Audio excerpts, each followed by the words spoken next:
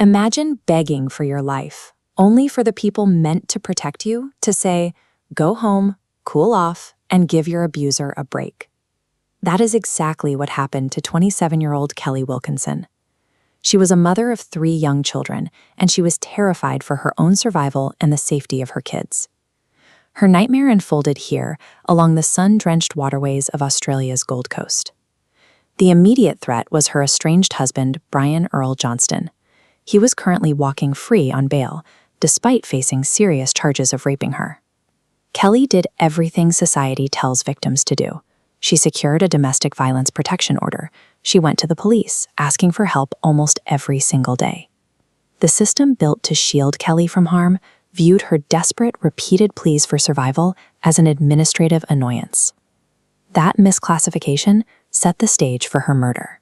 On April 11th, Kelly visited 2 separate police stations in a single day to report that Johnston was blatantly breaching her protection order.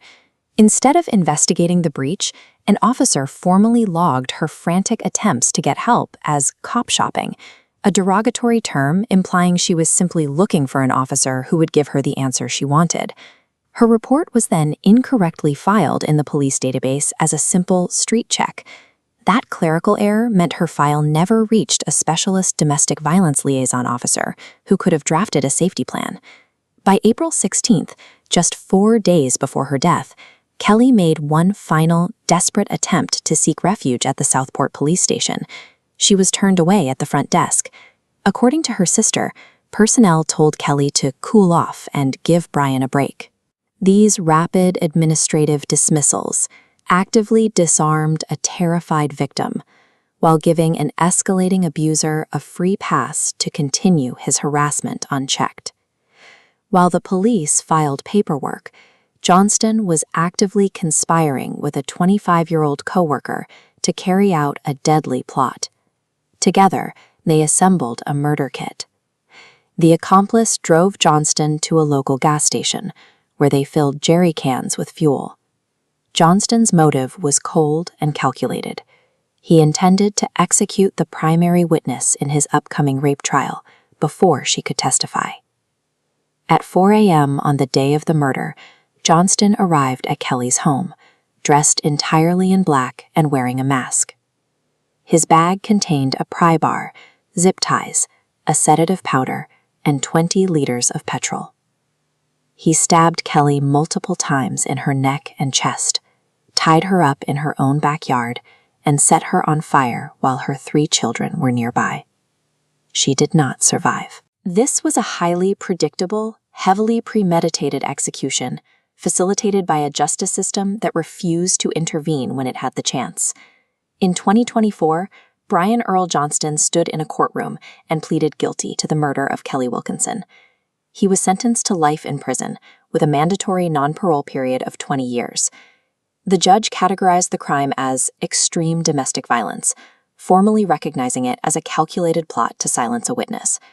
His coworker did not escape justice either. He was also charged with murder for his critical role in supplying and transporting the materials for the operation. The courtroom conclusion carries a brutal irony.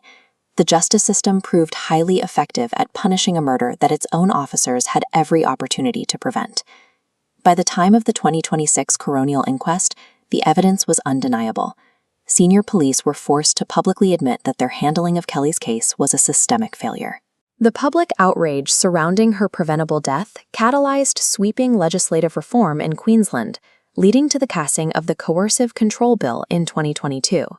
This law introduces the concept of coercive control. Legally, domestic violence is now defined as an invisible, escalating pattern of abusive behavior designed to trap a victim over time.